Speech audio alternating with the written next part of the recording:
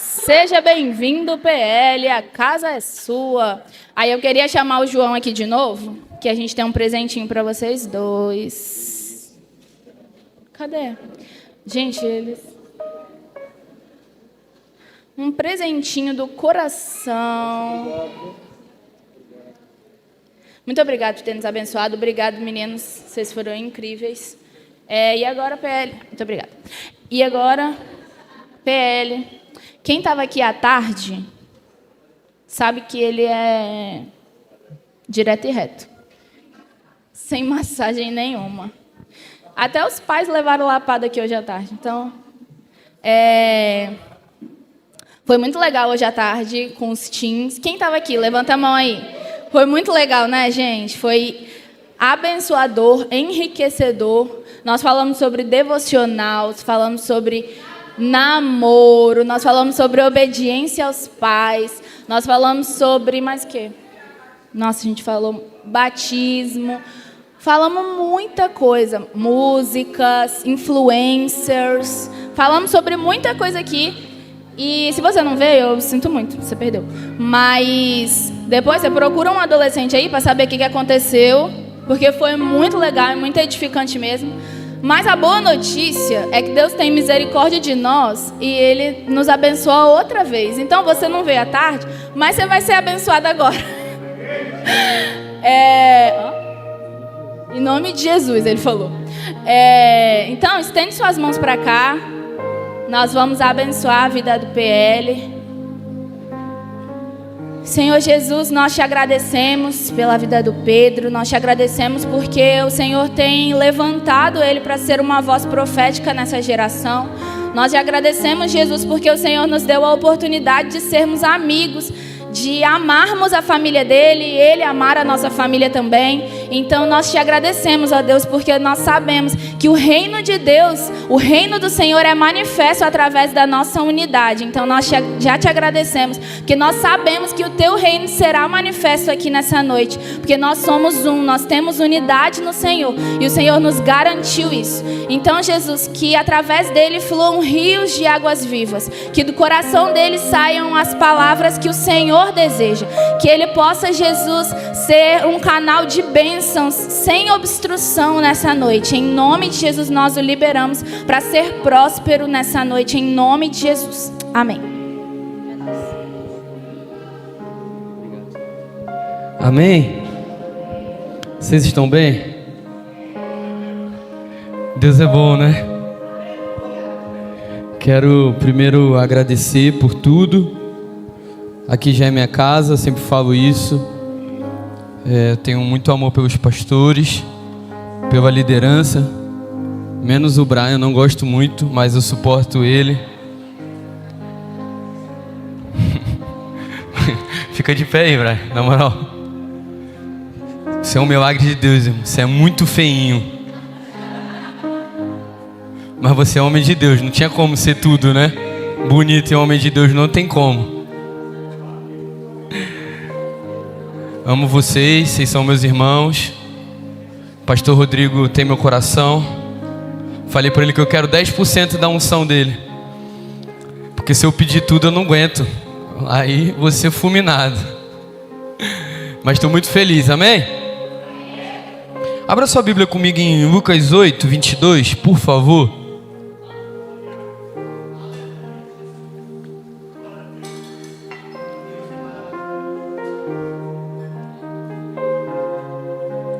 Eu sei que muitos ouviram já esse versículo, essa palavra,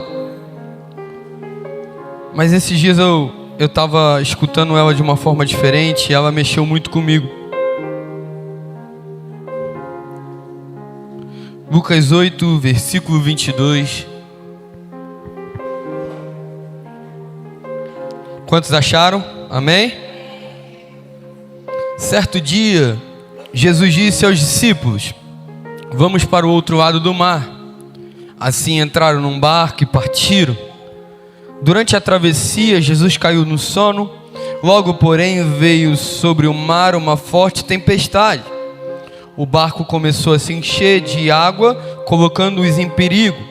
Os discípulos foram acordá-lo, clamando: Mestre, mestre, vamos morrer. Quando Jesus despertou, repreendeu o vento e as ondas violentas, e a tempestade parou e tudo se acalmou. Então ele lhes perguntou: aonde está a sua fé?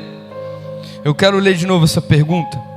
Então ele lhes perguntou: aonde está a sua fé? Admirados e temorosos, os discípulos diziam entre si: quem é este homem que, quando ele ordena, até os ventos e o mar lhe obedecem? Amém?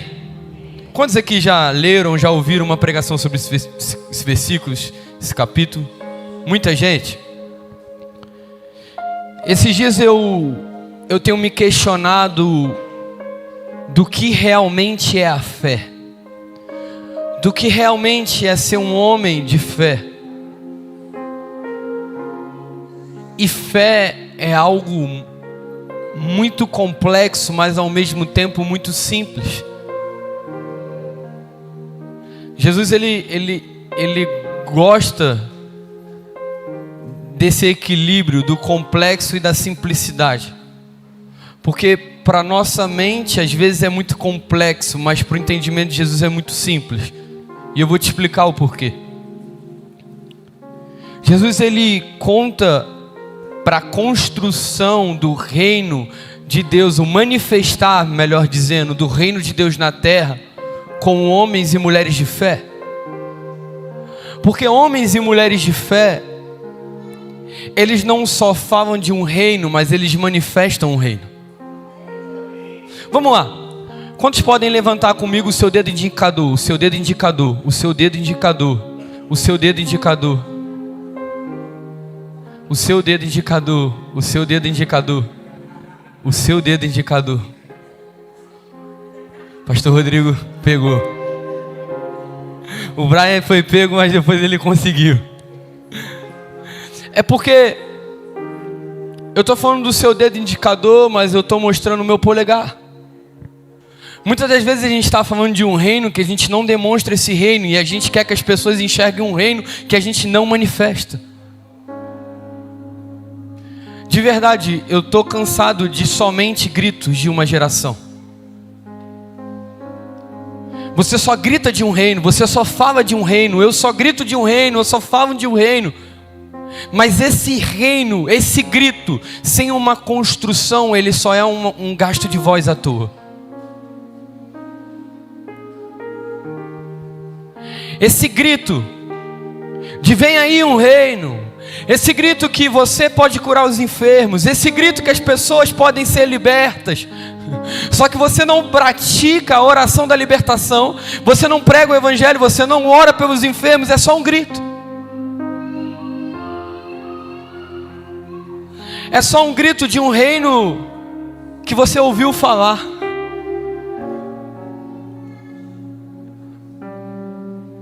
Eu estou cansado de gritar algo que eu só ouvi falar. Você já conversou com uma pessoa quando ela está sem argumentos? Ela começa a se exaltar, ela começa a gritar, ela começa a se perder.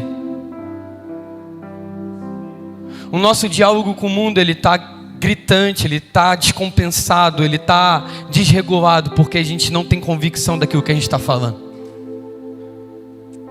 Eu sei que é difícil dar glória a Deus nessas horas. Eu sei que o que Deus fez aqui durante a adoração foi algo que realmente mexeu com as minhas estruturas. Mas existe uma manifestação real daquilo que o Senhor tem pra gente. Pele, por que você está falando isso e você leu um versículo que acho que não tem nada a ver com o que você está dizendo? Porque a construção de um reino, a demonstração de um reino, a manifestação de um reino, ela só vem por homens e mulheres que têm uma fé baseada em Cristo. Vamos lá, todo mundo aqui já leu esse versículo. Jesus chama os seus discípulos, coloca dentro do barco. Numa parte da travessia, Jesus dorme. E logo após ele dormir, uma tempestade vem sobre o barco. Os discípulos vão até Jesus, eles acordam Jesus. Jesus levanta e dá uma ordem: vento e mar, calem-se, cesse.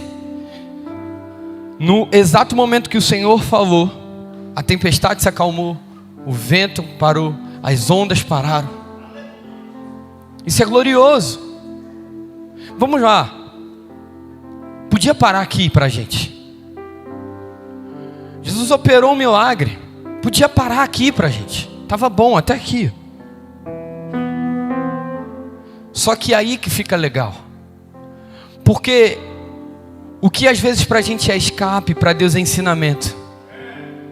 O que para Deus às vezes, o que para a gente é apenas um milagre, para Deus é uma oportunidade de exercer algo dentro de você, um ensinamento maior, uma construção maior. Sabe, o milagre é legal, o escape é legal, só que a construção que o milagre gera dentro de você é maior do que o milagre. Sabe, o entendimento do milagre, o entendimento do porquê do milagre é maior do que propriamente o milagre.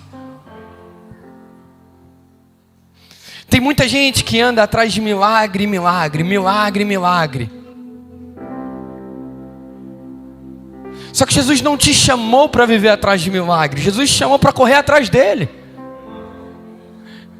Jesus não te chamou para correr atrás das bênçãos. Jesus não te chamou para buscar ele por aquilo que ele pode oferecer. Ele te chamou para você buscar ele por aquilo que ele é. E ponto. Então, para nossa mente pequena estava excelente o escape. Só que aí vem uma pergunta interessante. A pergunta é: aonde está a sua fé? Jesus vira para os discípulos e fala: aonde está a sua fé? Hoje eu vou dar duas notícias, uma boa e uma ruim.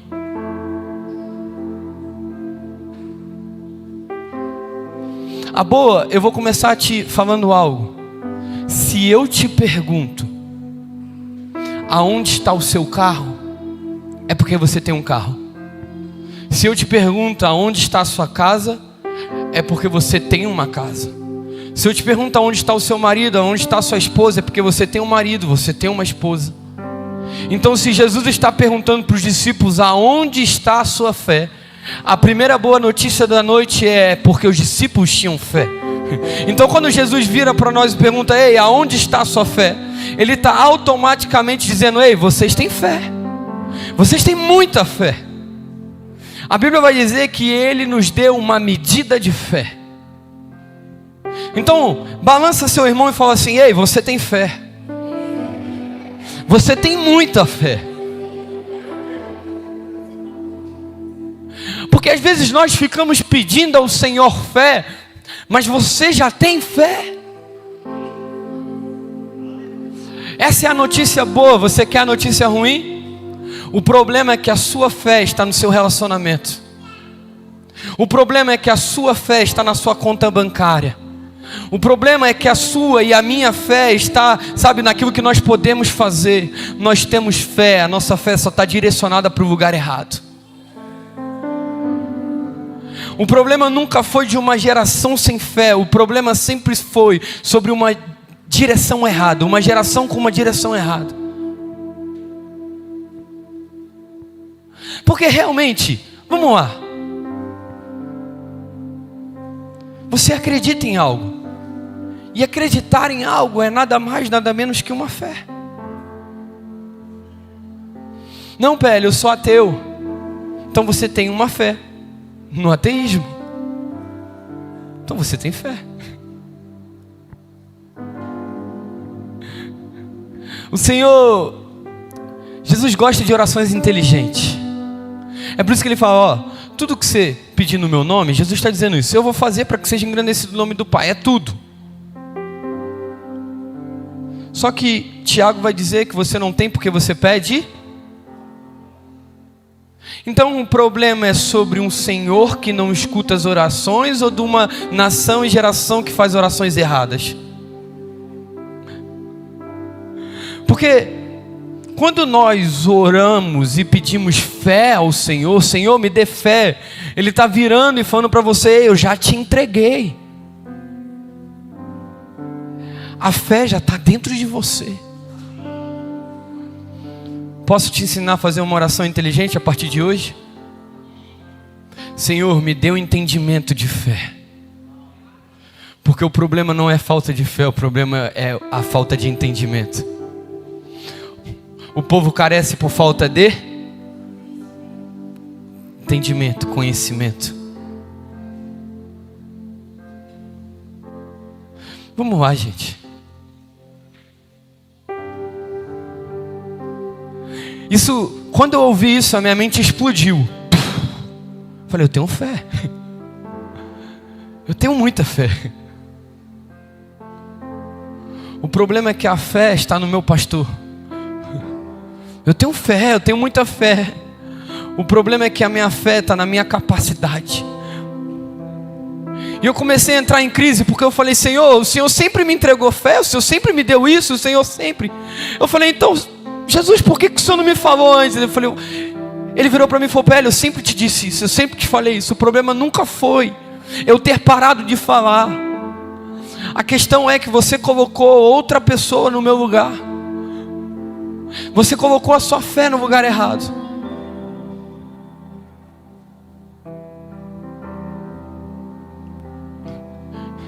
Irmão, os discípulos estavam com Jesus dentro do barco. E a pergunta dos discípulos foi uma pergunta, sabe, confrontadora a Jesus. Eles acordaram e falaram, ei, será que você não está vendo que nós vamos morrer? Será que você não está vendo aquilo que eu estou passando? Será que você não está olhando? Eles estão falando isso para o cara que criou todas as coisas. Eles estão perguntando isso para o Senhor que criou os céus e terra, para o Senhor que criou tudo no falar. Você pode olhar e falar, esses caras são loucos. Mas calma aí, será que a gente não faz essas perguntas também? Senhor, será que o Senhor não vê a situação da minha casa? Senhor, será que você não está olhando o que eu estou passando? E a pergunta do Senhor para você hoje é, será que você não vê quem você está indagando? Porque se realmente você me enxergasse, se realmente você conseguisse me olhar e me ver, você não teria mais medo, você não teria mais, sabe, essas indagações. A Bíblia fala que quando nós entrarmos no céu, o entendimento virá sobre nós. É como se os nossos olhos, sabe, fossem abertos. Porque nós temos essa convicção, quando eu chegar no céu eu vou perguntar. Eu preciso perguntar todas as coisas. Só que a Bíblia fala que quando nós entrarmos, nós entenderemos tudo. Sabe por que nós entenderemos tudo? Porque nós olharemos a face do nosso Criador. Porque quando nós olharmos para Ele, os nossos olhos serão abertos. Tudo fará sentido. É porque o seu olhar direciona a sua fé. É o seu olhar.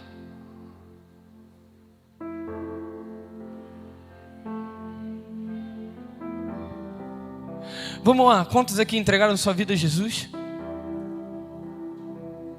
Vocês confessaram Jesus como seu único e suficiente Salvador, amém? Vocês falaram, Jesus, a minha vida é sua. Eu vou viver por ti todos os dias da minha vida. Se eu cair, o Senhor vai me levantar. A maioria, todos.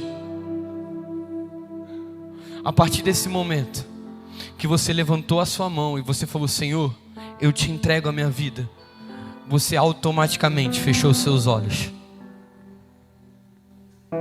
Você automaticamente falou, Senhor, eu agora não enxergo mais pelos meus olhos, agora eu enxergo pelos meus ouvidos.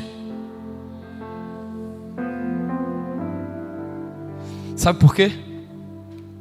Se você andar por aquilo que você enxerga naturalmente pelos seus olhos, você vai andar incrédulo, você vai andar cabisbaixo. Mas quando você tampa os seus olhos e você começa a andar pela palavra do Senhor, quando a tempestade bater no seu barco, você vai falar: ei, eu posso até te ouvir, tempestade, mas a voz do meu Senhor é mais alta. Quando tudo começar a dar errado, você vai ouvir a voz do Senhor falando: ei, todas as coisas cooperam para o bem daqueles que me amam. Quando tudo na sua história começar a dar errado, você vai ouvir a voz do Senhor te dizendo: toda a frustração, tudo aquilo que você está passando nesse exato momento, todas as perseguições, todos os seus problemas, todas as frustrações, não podem se comparar com a glória que há de ser revelada. Quando você fecha os seus olhos naturais, você começa a ouvir a voz do Senhor, você começa a ouvir falando assim: ainda que a tristeza te acompanhe à noite, durante o dia, no amanhecer do dia, a minha alegria chegará. Sabe, o problema nunca foi sobre uma voz que se calou, mas foi sobre ouvidos tampados. O Senhor não te chamou para andar por aquilo que você está vendo. O Senhor te chamou para andar por aquilo que Ele está te mostrando, por aquilo que Ele está te falando, irmão. Fé é você pisar aonde não tem chão. Fé é você colocar o pé aonde ainda não existe. Fé é você olhar para esse auditório e enxergar 200 pessoas agora com seus olhos naturais, mas com seus olhos espirituais você olhar uma multidão de pessoas entrando. Fé é você passar de frente a um terreno vazio e olhar a construção de um novo templo, aonde adorarão em espírito e em verdade o Senhor. Fé é você olhar com seus olhos naturais a sua família destruída, mas ouvir a voz do Senhor dizendo: ei, eu tenho um projeto, eu tenho um plano para a sua história, eu tenho algo maior para você. Fé é você olhar com seus olhos naturais para um viciado de drogas, mas ouvir com seus olhos espirituais o Senhor chamando ele para ser um pastor, um avivalista.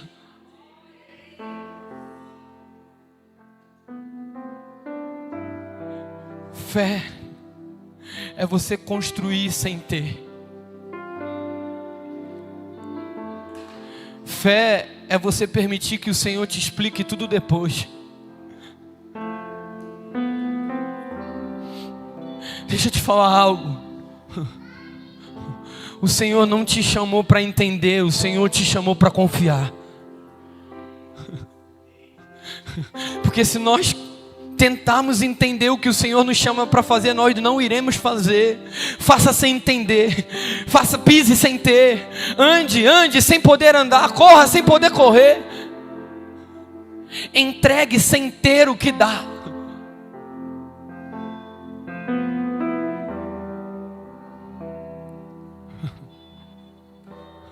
Fé, irmão,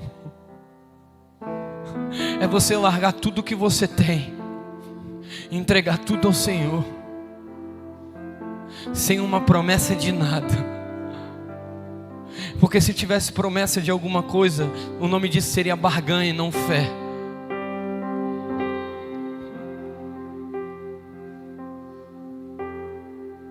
Sabe, eu sinto de verdade um espírito de coragem vindo sobre nós.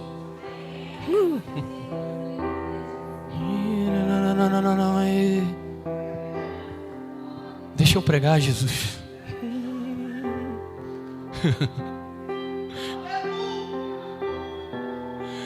Fé é você olhar para o inexistente e chamar a existência de Cristo para aquele lugar. Fé é a mulher estéril construir um quarto para o seu filho. Fé é o homem ou a mulher com diagnóstico de viver 2 meses comprar uma passagem para daqui 1 ano.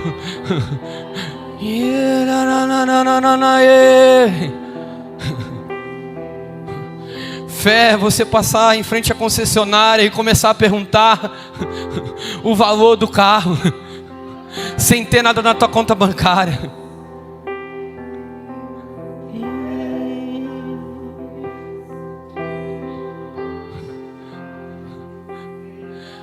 Fé é você olhar para a sua família e começar a enxergar homens e mulheres de Deus, pastores e pastoras, ministros e ministras. Fé é você olhar para a realidade desse bairro e começar a chamar a existência um avivamento real.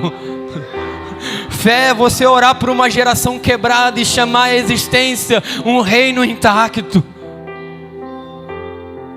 Oh Senhor, nos dê fé, nos dê o entendimento de fé, nos dê o entendimento de fé, Senhor.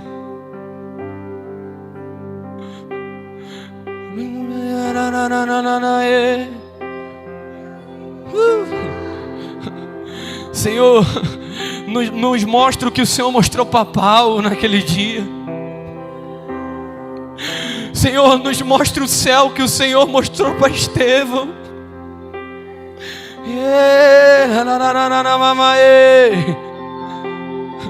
Senhor, nos dá a revelação do seu amor, conforme o Senhor deu para João. Senhor, nos dê a ousadia que o Senhor deu para Pedro.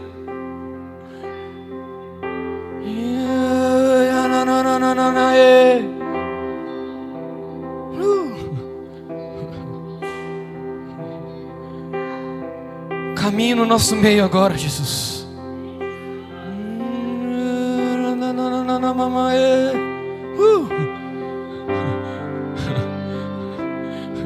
Existe uma presença palpável do Senhor aqui.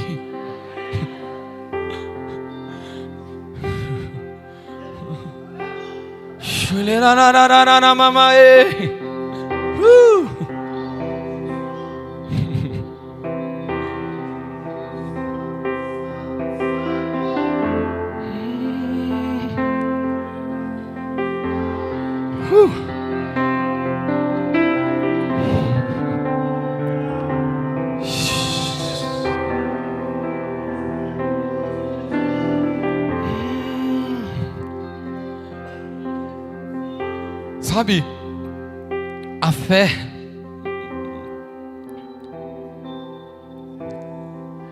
ela é algo que ela pode ser, sabe, me fugiu a palavra, mas ela pode ser algo comum. A fé pode ser nada. Quero que você entenda isso. A fé pode ser algo bom ou pode ser algo ruim. A fé pode ser algo comum. Um martelo na mão de um doido pode se tornar uma arma para matar alguém. Um martelo na mão de uma criança pode se tornar algo inútil. Mas um martelo na mão de um construtor se torna um instrumento para a construção de algo grandioso.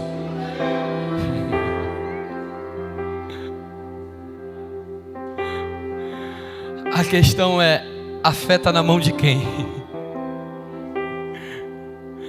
A fé está na mão de um murmurador? Ou a fé está na mão de um construtor?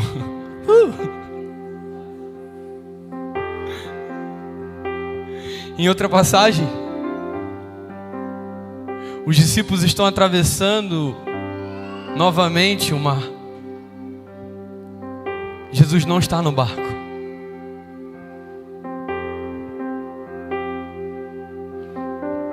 É de verdade, eu sinto a presença de Deus aqui, palpável.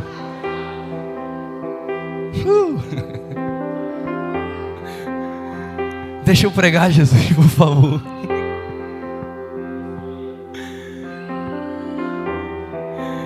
E quando a tempestade ela começa e o barco novamente parece que vai afundar,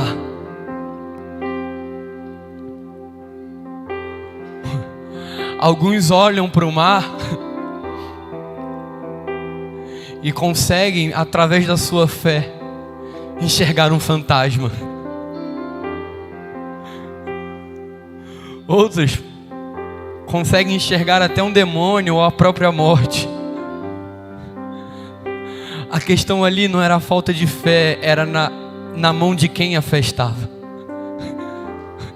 Mas um pergunta assim: Senhor, se é o Senhor mesmo, manda eu ter contigo. Sabe, talvez se o PL estivesse lá, aquele momento só seria um escape na minha história. Aquele momento só seria mais um livramento na minha história. Mas o martelo na mão de um construtor se torna uma grande história. E Pedro, ele ao invés de só pedir: Senhor, acalme o vento, acalme a tempestade, Pedro olha para o Senhor e fala: Senhor, se é o Senhor mesmo, eu não quero que o Senhor só acalme a tempestade, mas eu quero que eu passe por cima dela. Talvez se fosse na minha e na sua história, nós só iríamos pedir o escape do milagre, nós só iríamos pedir o escape da aprovação. Mas na mão de uma pessoa que sabe manusear a fé, ali se torna a construção de uma grande história. Sabe, talvez isso poderia nem estar escrito na Bíblia se fosse nas nossas mãos, mas como estava na mão de um homem realmente de fé, se tornou uma grande história. E essa história inspira pessoas há 2000 anos. De verdade, eu não quero só contar uma história que eu vivi um livramento, que eu vivi um escape, mas eu quero contar uma história das marcas que o Senhor colocou na minha história. Eu quero chegar daqui a 20, 30 anos, olhar para o meu passado e falar: aquele dia eu poderia só me livrar de algo, mas eu vi a manifestação real de quem Cristo é. Ei!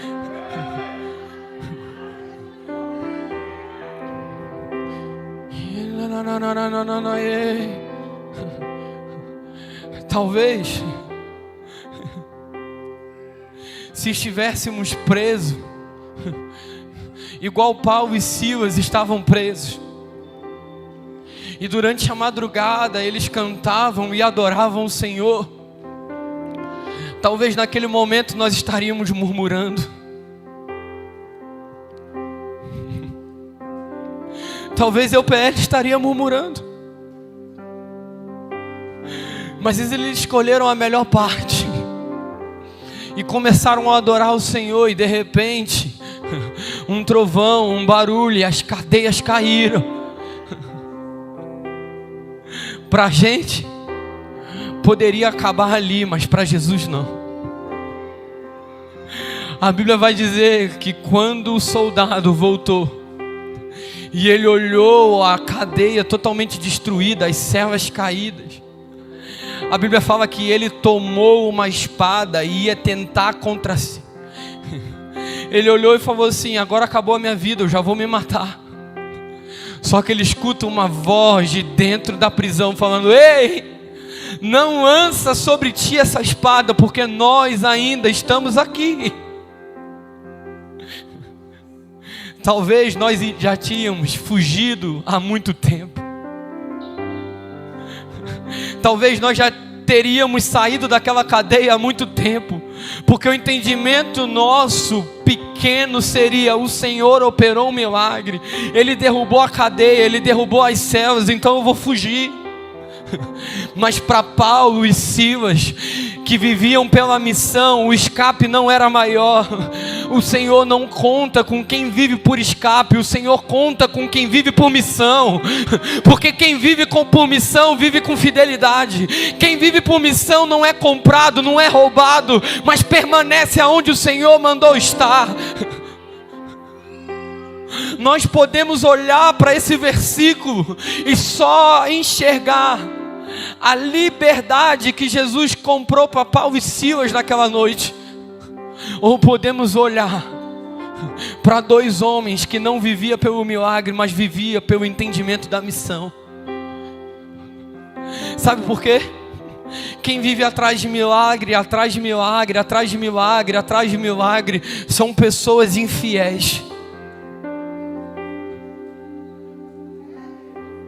Sabe ao que elas são fiéis? Aquilo que podem servir elas.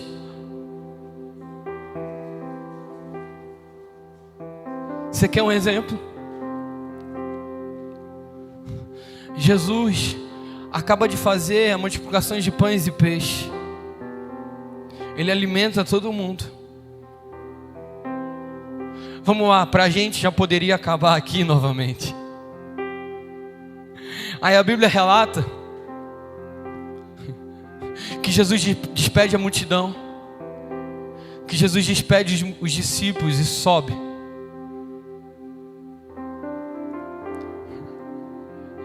Passa outro dia, Jesus encontra os discípulos. E a multidão está, aonde está Jesus? A multidão está toda hora perguntando, ei, aonde Jesus está? E eles começam a ir atrás de Jesus. A minha pergunta é, tem algum problema de ir atrás de Jesus? Então a multidão se encontra numa margem. Jesus não está aqui, se junta com outra multidão, Jesus não está aqui. E eles encontram Jesus. E quando eles encontram Jesus, eles falam, Rabi, nós te encontramos.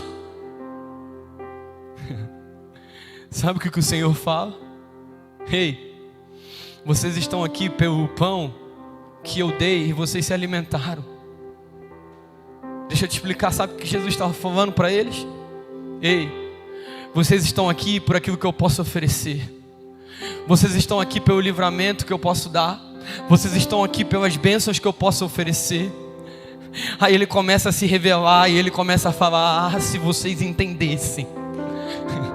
Se vocês entendessem que eu sou o pão vivo que desci do céu, que aquele que comer de mim nunca mais terá fome. Se vocês entendessem que aqueles que comerem de mim nunca mais precisarão correr atrás de um alimento dessa terra. Se vocês entendessem. Sabe o que Jesus está falando para vocês hoje? Se vocês entendessem o Deus que vocês servem. Se vocês entendessem quem eu sou. Porque se vocês entendessem quem eu sou, vocês me adorariam de dia e de noite. Vocês me adorariam sem cessar. Porque quem come de mim nunca mais terá fome.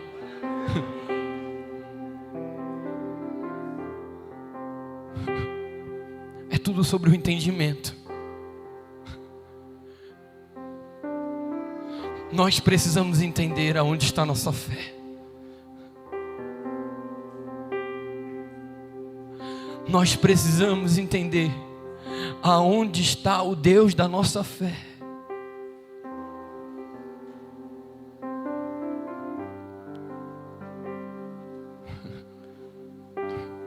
Outra vez, Jesus encontra uma mulher no poço. E ela oferece água. E o que Jesus fala para ela? Se você entendesse a quem você oferece essa água, você pediria da minha água. Porque aquele que bebe da minha água nunca mais terá sede.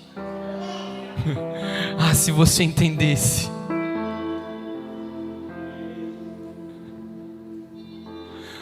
Se você entendesse o Deus que mata a sede.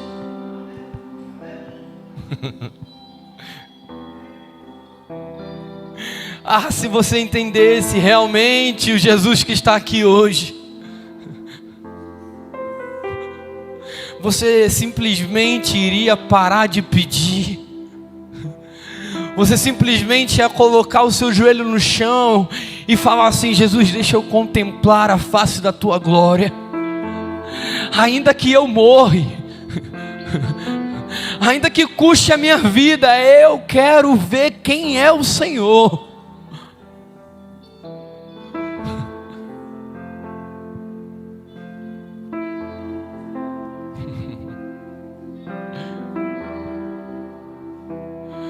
Um dia uma mulher só queria tocar na orla do seu manto. Era só na orla.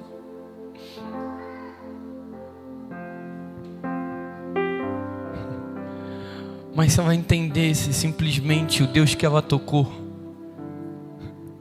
não era o Deus que queria só fazer o milagre. Era o Deus que parou tudo e fez assim: ei, alguém me tocou.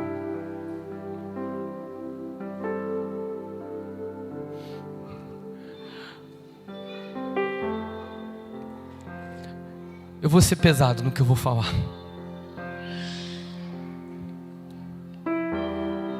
A igreja do Senhor, o Deus Todo-Poderoso, não é uma prostituta que você usa e joga fora.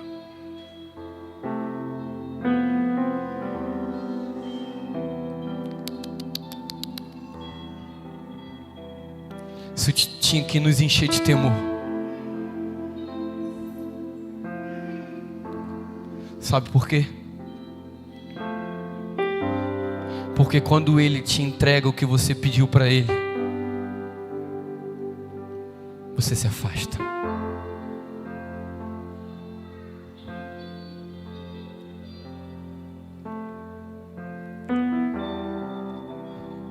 Qual é a fase da sua vida que você mais orou, mais jejuou, mais buscou Ele, mais subiu um monte?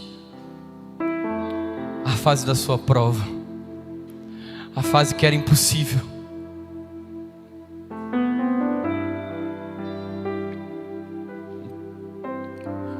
Nós lembramos de acordar 3 horas da manhã para falar com Ele quando nós precisamos dEle. Nós lembramos de orar e buscar Ele e vir para os cultos quando nós precisamos daquilo que Ele tem para nos oferecer. Nós tratamos Ele como um gênio da lâmpada. Fazemos os nossos pedidos e o abandonamos e o jogamos para longe de nós. Mas depois do toque, Ele para tudo e fala: ei, alguém me tocou. Porque aqui eu não só opero com milagre, mas eu opero com relacionamento. Um dia um homem só queria ver quem era Jesus. E ele sobe numa figueira brava, o nome dele era Zaqueu. Ele achou que só iria ver quem Jesus era. Mas antes de ele ver quem Jesus era, Jesus viu quem ele era primeiro. De todos os leprosos, nós só lembramos de um, porque foi o único que voltou.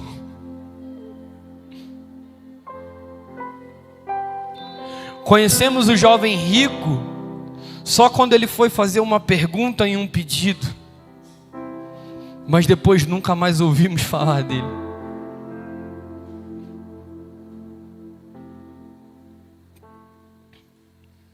Eu sei que é difícil dar glória a Deus. Lembramos do Senhor só quando bate dia 25 do mês e olhamos para as contas e não fecha.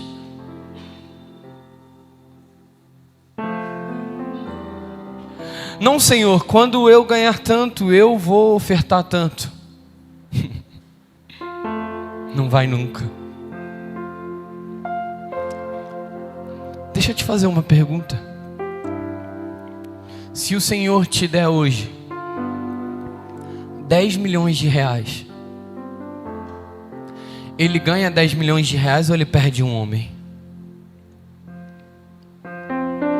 Se Jesus entregar para vocês como igreja esse bairro, esse estado, Ele ganha esse bairro, Ele ganha esse estado ou Ele perde pessoas?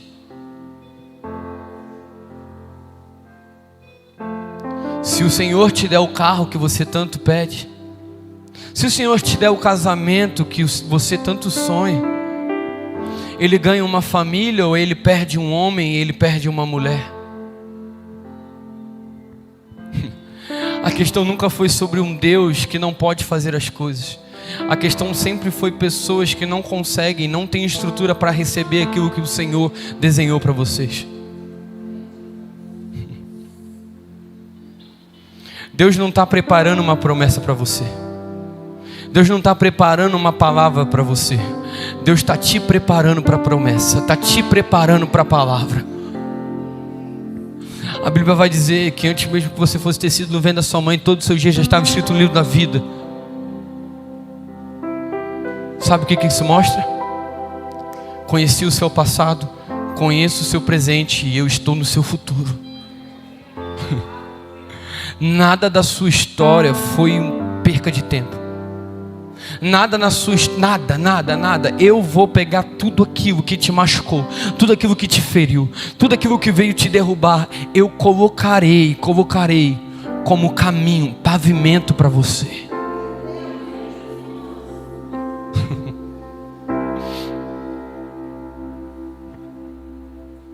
Ainda que eu passe pelo vale da sombra da morte, ainda que eu passe, então eu posso passar. Mal algum temerei, porque o Senhor estarás comigo. Mas a nossa oração é: Senhor, que eu não passe pelo vale da sombra da morte. Mas nós esquecemos que é no vale da sombra da morte que Ele estará conosco. Então se Ele estará lá, é para lá que eu vou. Me manda o endereço do vale, me manda o endereço da prova. Se o meu Senhor estará lá, eu vou. É para lá que eu vou. Deixa eu te falar, eu não quero não ir para o inferno porque lá é muito quente. Não, eu não quero ir para o inferno porque o meu Senhor não vai estar lá.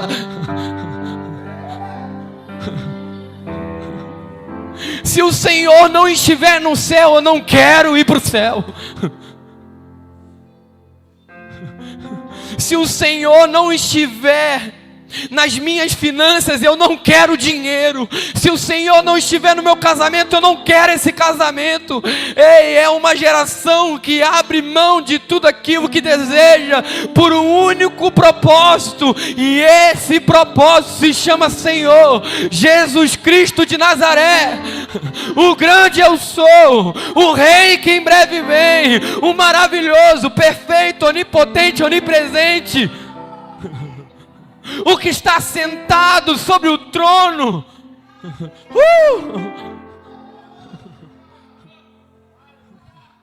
Ainda que eu passe, eu posso passar por esse vale, eu posso passar por essa prova, mas o Senhor estarás comigo.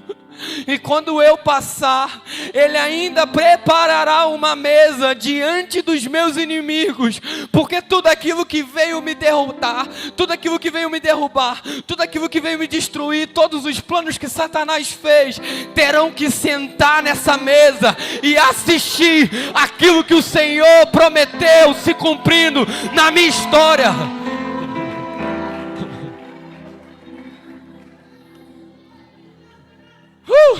O problema é que nós somos uma geração que grita: Senhor, me livra, me livra, me livra. Não somos uma geração que grita: Senhor, eu me entrego, eu me entrego.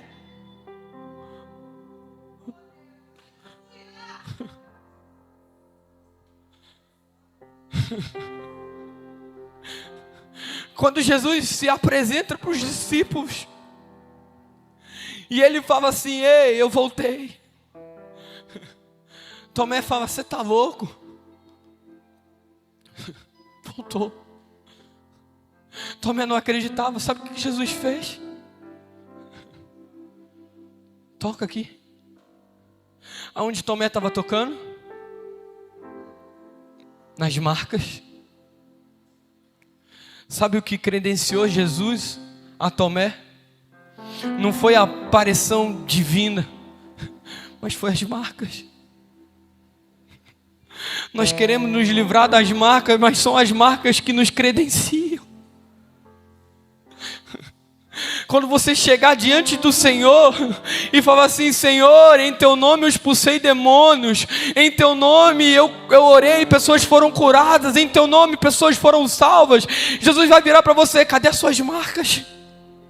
Não, Senhor, mas cadê as suas marcas? Não, Senhor, então aparta-te de mim, eu não te conheço.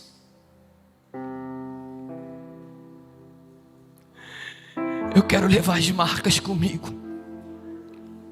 as marcas que eu combati o bom combate e guardei a fé, as marcas dos nãos que eu dei, as marcas, sabe, das vezes que eu caí, eu quero carregar comigo todas elas.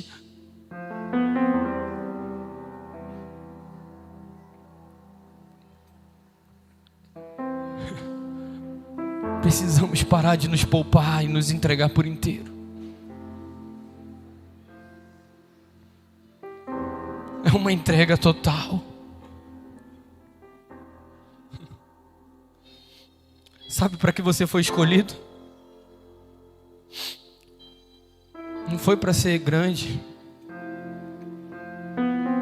não foi para ser rico.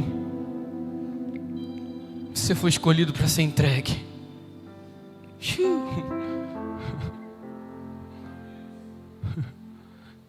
Vai me crucificar? Só me crucifica de cabeça para baixo, porque eu não sou digno de morrer como o meu mestre.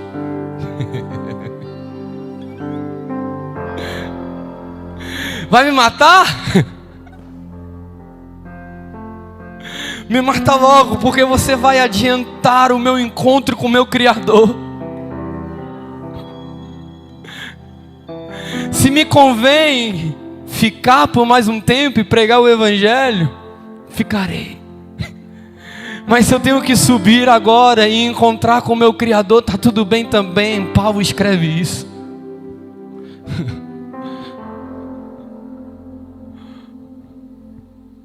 Porque eu estou certo que nem a morte, nem a vida, nem anjos e nem demônios, nem potestades e nem principados poderão me afastar do amor de Cristo.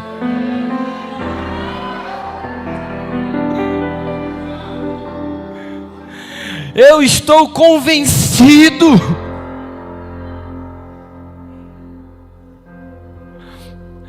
é uma verdade tão forte que Paulo teve uma revelação tão grande que ele escreve as cartas de alegria, as cartas pastorais, preso, doente, sem ter o que comer.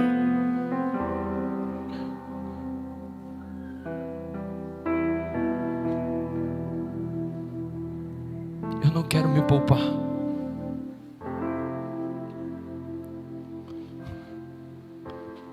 A Bíblia fala que Ele nos levará a pastos verdes verdejantes, nos fará comer, beber, depois nos levará para dentro da casa. Você sabe o que é isso? Esse é o começo da jornada. Ele nos levará a campos verdes verdejantes.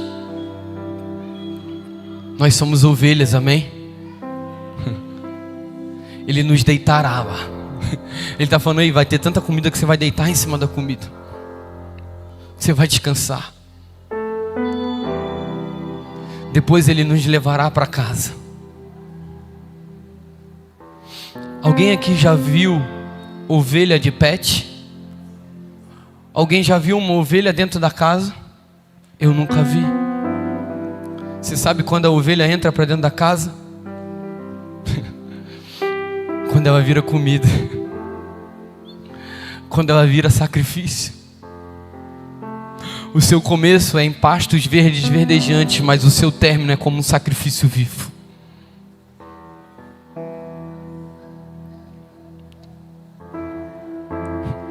Queremos sentar aqui e saber como nós iremos construir ou conquistar o nosso próximo milagre. Queremos sentar nessas cadeiras e ouvir como seremos libertos. Queremos sentar nessas cadeiras e ouvir como seremos prósperos. Queremos sentar nessas cadeiras e ouvirmos como a nossa família será restaurada. Mas não queremos sentar aqui e ouvir que nós seremos entregues como ovelhas no meio de lobos.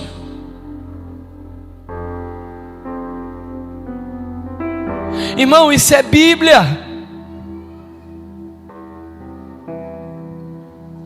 Queremos sentar aqui e ouvir que vai dar tudo certo. Mas a Bíblia não fala isso. A Bíblia fala que no mundo tereis aflições. Tem aflição, tem problema, mas tem de bom ânimo. Eu venci o mundo. Só vai colher sorrindo aquele que plantou chorando. Só vai ser o menor, o maior, aquele que foi o menor.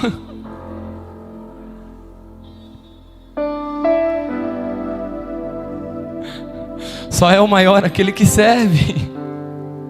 Mas queremos sentar aqui, ser servidos, comer e beber.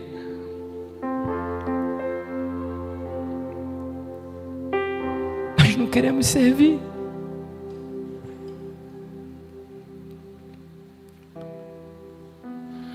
Mas o Senhor vai nos tocar hoje.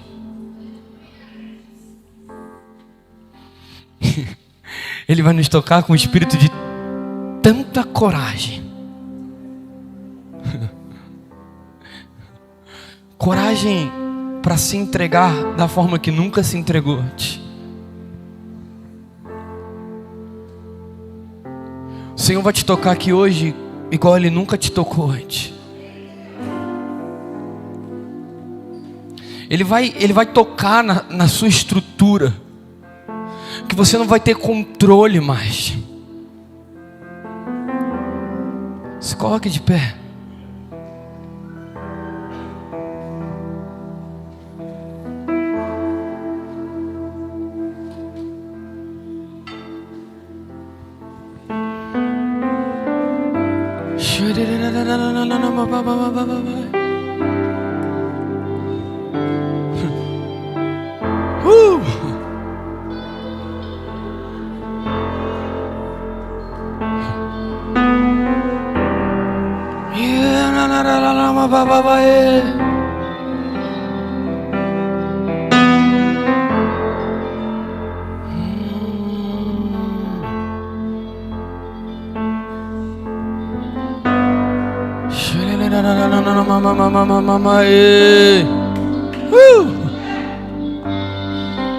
Sabe, isso que eu estou sentindo no meu espírito, eu senti 2 vezes só. Essa é a segunda vez que eu estou sentindo. A primeira vez que eu senti isso foi começo do mês. Eu estava numa lagoinha pregando. Quero te contar esse testemunho. E eu senti essa mesma nuvem, essa mesma presença. E o Senhor começou a tocar em pessoas. E tinha um menino lá que o Senhor me falou dele.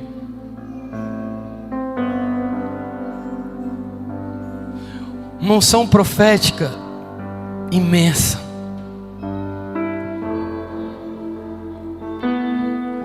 E o Senhor me deu uma visão dos braços dele todo cortado. Eu nunca tinha visto, eu não sabia quem ele era. Estava tudo escuro. E eu comecei a falar assim: Senhor, me fala quem ele é. O Senhor, eu não vou falar quem ele é. Ele vai vir até você. Só que é o seguinte: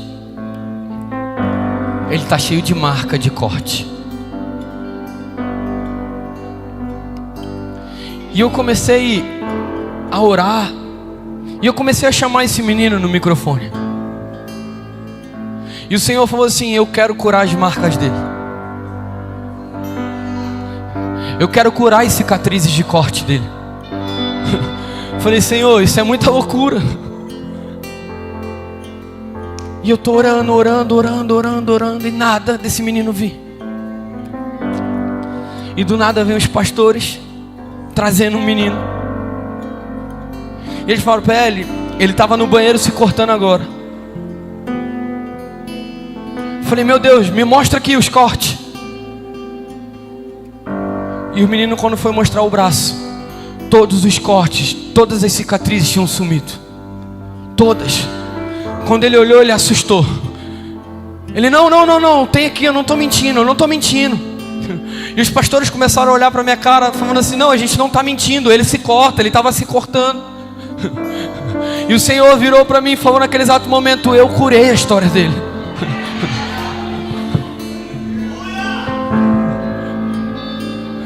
Alguns segundos depois, o Senhor me deu uma visão de um maço de cigarro. Eu falei: Senhor, por que eu estou vendo isso? Ele: porque tem uma mulher aqui dentro, que ela é minha serva, que ela me busca, e hoje eu vou libertá-la do vício do cigarro. Eu peguei o microfone, eu fechei os olhos, eu falei: gente, é muito louco o que eu vou fazer, mas o Senhor mandou fazer, eu não sei como eu vou fazer, mas eu sei que o seu cigarro está dentro da sua bolsa. Se você quer ser liberta desse cigarro agora, coloca esse cigarro em cima do altar.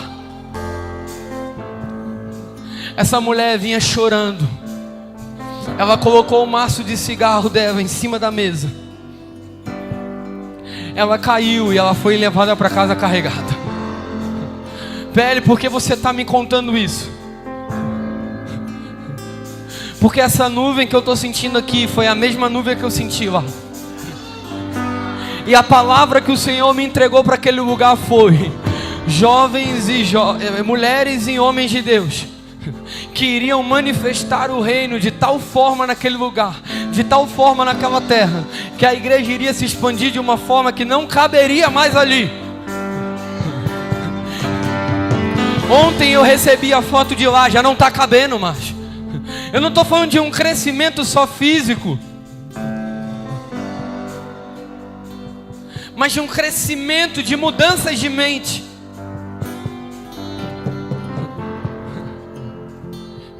O que faz uma igreja ser uma igreja não é quantidade de membros. O que faz uma igreja ser uma igreja não é igrejas mega churches enormes, mas é uma igreja com entendimento de transformação de mente. O que faz essa igreja ser uma grande igreja é a presença de Deus mudando mentes. Eu sinto de verdade Jesus tocando e comissionando pessoas aqui para isso.